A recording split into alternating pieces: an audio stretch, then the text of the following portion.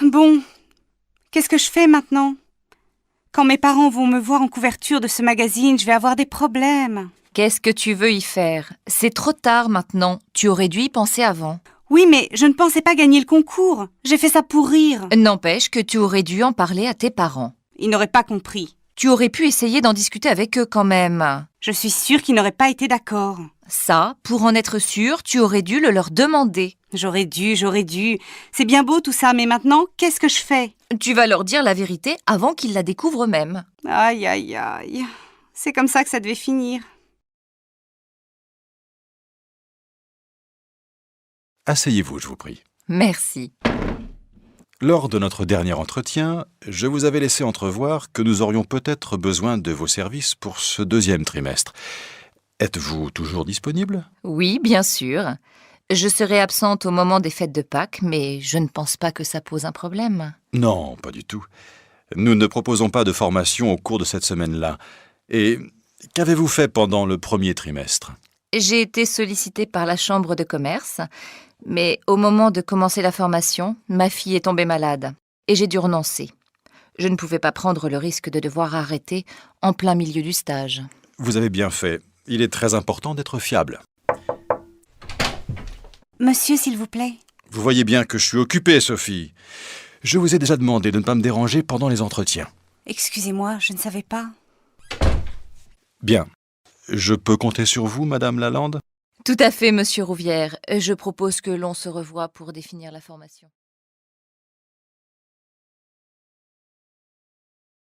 Qu'est-ce que tu fais, Nadine, lorsque ton mari va jouer au foot avec ses copains? Avant, je passais tout l'après-midi à me répéter que c'était un monstre d'égoïsme. Mais maintenant, je sors avec mes copines et je suis bien contente d'être un peu tranquille. Moi, je ne le supporterai pas. Le jour où il m'a dit qu'il voulait reprendre l'entraînement, je lui ai fait une scène terrible. Depuis, il n'en parle plus. Pourquoi tu as fait ça? Tu sais, Carole, c'est bien aussi d'avoir un peu la paix de temps en temps.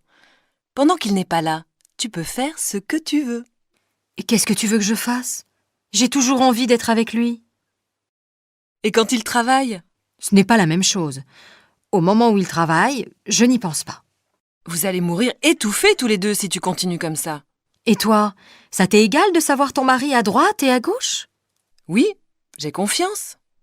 Tant qu'il me dit où il va, je ne me fais pas de soucis. Non, ce qui m'énerve, c'est quand il téléphone à sa mère pendant des heures alors que je l'attends pour faire autre chose. À part ça, c'est tout. À moi, sa mère, c'est une fois par mois, pas plus. Eh ben dis donc, tu es un vrai tyran, toi. Non? Tu trouves?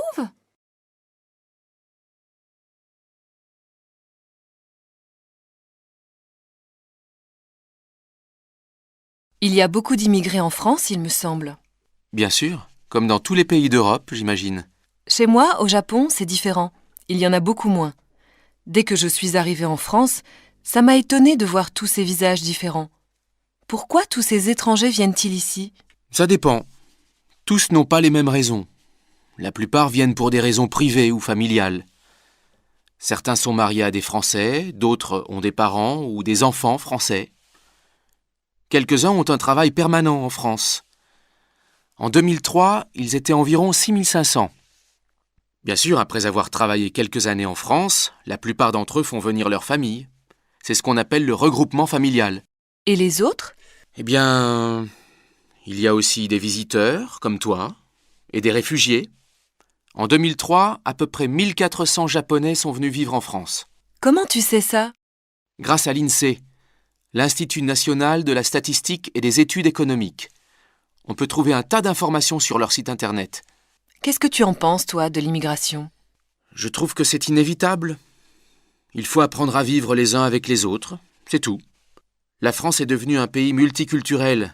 C'est aussi une richesse. Et toi, qu'en penses-tu?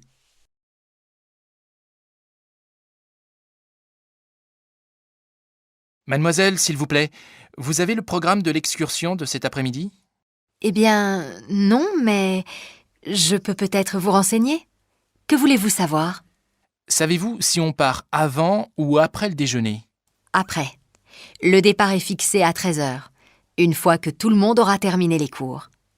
Mais vous devez prévoir de déjeuner avant, ou alors emporter quelque chose à grignoter une fois dans le car. Bonne idée. Et vous pensez que le car partira à 13 heures précises? En principe, oui. Dès que tout le monde sera arrivé, il partira. C'est-à-dire, grosso modo, entre 13h et 13h15 au plus tard.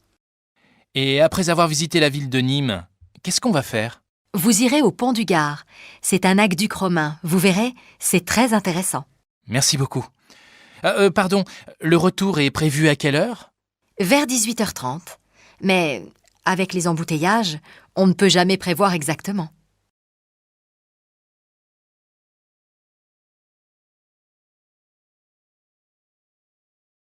Tu auras fini ce compte-rendu avant 8 heures? Oui, j'espère. Pourquoi? Quand tu auras terminé, on pourra peut-être aller au cinéma? Encore? Mais tu y es déjà allé 3 fois cette semaine. C'est vrai, mais tu sais, quand j'aurai repris mes cours du soir, je ne pourrai plus sortir avant un bon moment. J'en profite avant que ça commence. Ça commence quand? Le 15 janvier, et j'en ai pour jusqu'au mois de juin. Tu penses avoir l'examen? Ben, j'espère. Et quand tu auras réussi ça, qu'est-ce que tu feras? Je ne sais pas encore. Peut-être que je continuerai, peut-être aussi que...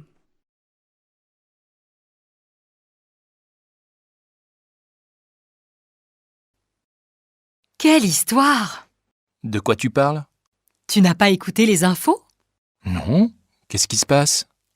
Un homme a passé tout le week-end bloqué dans un ascenseur. Quand il a quitté son bureau vendredi, un peu avant 20h, tout était éteint dans l'entreprise. Il a appelé l'ascenseur, il est monté dedans, il a appuyé sur le 0, et 2 secondes après, l'ascenseur s'est bloqué. Oh!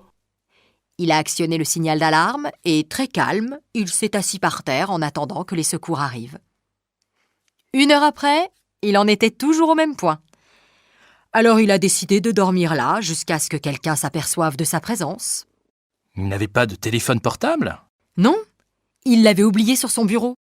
Et il est resté là-dedans jusqu'à quand? Jusqu'au lundi matin. C'est la femme de ménage qui l'a réveillé à 5 heures. Quand elle a vu que l'ascenseur était bloqué, elle a téléphoné à l'entreprise qui s'occupe de l'entretien pour appeler un dépanneur. En l'attendant, elle a arpenté les étages en criant à tue-tête « Y a quelqu'un? Y a quelqu'un ?» Et lui, ça l'a réveillé. Il devait être furieux. Pas du tout. Quand il est sorti, il a dit que c'était la première fois depuis bien longtemps qu'il avait autant dormi.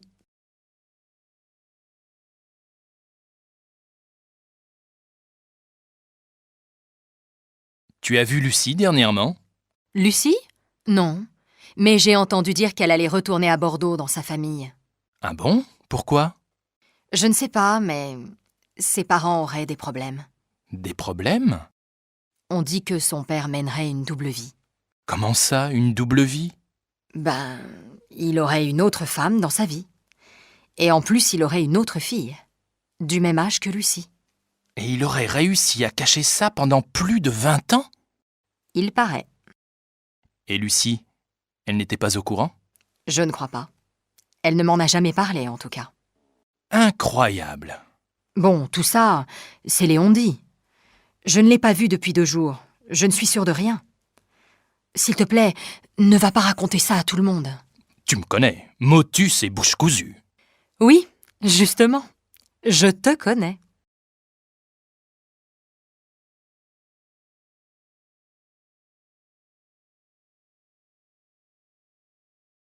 Alors, Mathias, il paraît que tu quittes la boîte?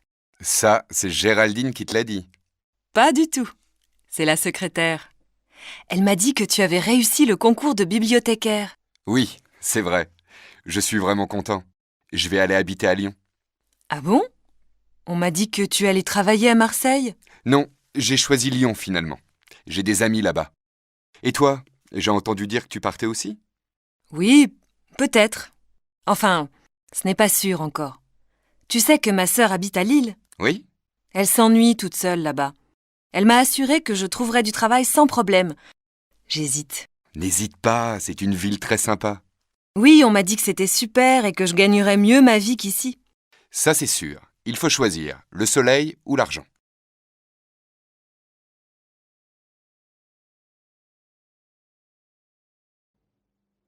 J'ai l'impression que ça ne va pas. Qu'est-ce que tu as? C'est mon fils. Il ne me parle plus. Je ne sais pas pourquoi.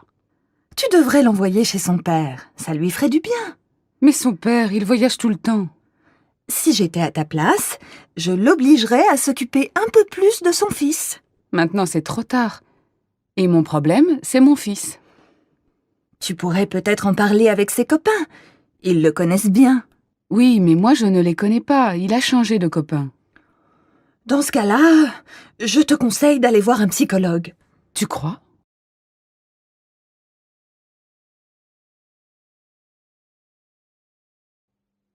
Oh, zut!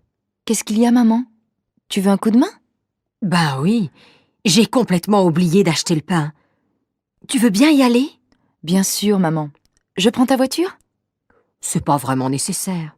Mais prends-la. Ouais, super. Ça t'ennuierait de passer à la pharmacie? J'ai besoin d'un sirop pour la toux. D'accord, mais je peux m'acheter une crème pour bronzer? Oui, mais pas trop cher. Ah, t'es sympa. Une dernière chose. À ton retour, tu ne pourrais pas ranger ta chambre? Ah non, maman, ça c'est au-dessus de mes moyens.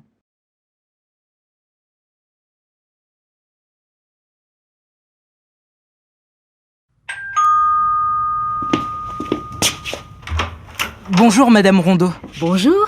J'aurais un service à vous demander. Mais je vous en prie, c'est pourquoi? Ma machine est en panne et toutes mes chemises sont sales. Vous pourriez me les laver? Mais bien sûr, je vais les mettre dans ma machine. Et ça ne vous ennuierait pas de les faire sécher sur votre balcon? Chez moi, il n'y a pas de soleil. Pourquoi pas? C'est possible. Excusez-moi, mais vous pourriez me rendre un dernier petit service? Allez-y, j'écoute. Ça vous ennuierait de les repasser? Et puis quoi encore, jeune homme?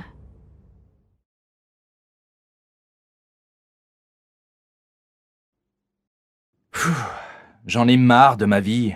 Je changerais bien. Et qu'est-ce que tu voudrais faire de plus? J'irais bien en Australie. Je travaillerais dans une ferme. Ce n'est pas un travail bien facile. Oui, mais je vivrais en plein air. Je serais en contact avec la nature, les animaux. Avec les animaux, tu serais occupé tous les week-ends. Et alors? Où est le problème? Eh bien, là-bas, au bout de quelques mois, tu aurais envie d'aller au concert, au cinéma ou au restaurant. Peut-être. Mais j'aimerais essayer.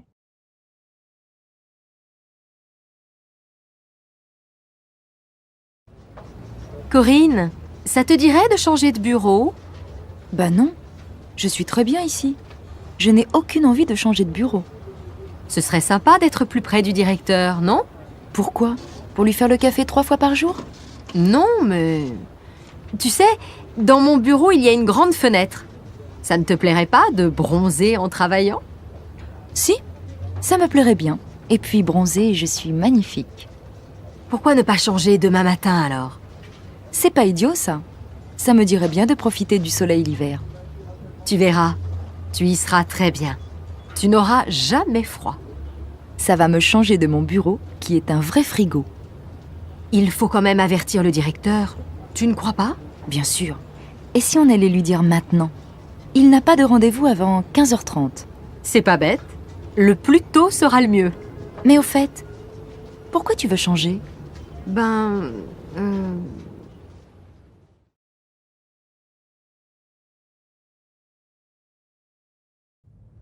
Salut Daniel. Alors, ton entretien avec le directeur? Comment ça s'est passé? Très bien. Il m'a demandé si je voulais aller travailler dans l'agence de Bordeaux. Et qu'est-ce que tu as répondu? J'ai dit que j'étais d'accord. Et il m'a proposé une augmentation de salaire. Ben dis donc, ça va plutôt bien pour toi. Oui, c'est vrai. Et toi, Lucas? Tu l'as rencontré aussi? Moi, il m'a demandé ce que je comptais faire à la fin de mon stage. Il m'a dit